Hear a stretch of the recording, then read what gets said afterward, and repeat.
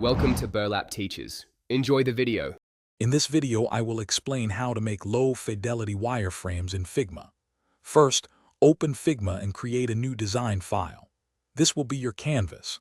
Next, select the Frame tool and draw a frame that represents your screen size, perhaps a common mobile dimension like 375 by 812 pixels. Now, use simple rectangles, circles, and text boxes to block out the main areas of your user interface. Focus on layout, not detailed visuals. Now let's build out some core components. For a button, draw a rectangle and add a text layer on top, perhaps with a 16-point font. For an input field, use a slightly taller rectangle. Group these elements together for easy manipulation. Arrange these components within your frame to represent a typical screen layout, like a header, content area, and footer.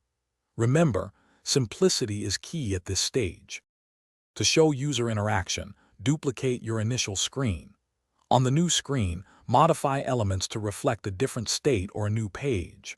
For instance, if a button was clicked, show the next screen in the flow. Use simple text labels like next page or back to indicate navigation.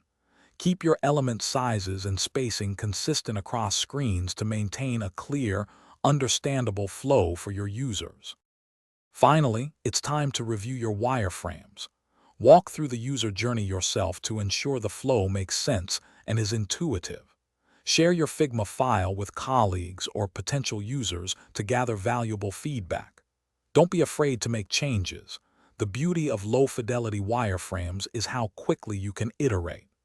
Refine your designs based on the insights you receive, making your user experience even stronger.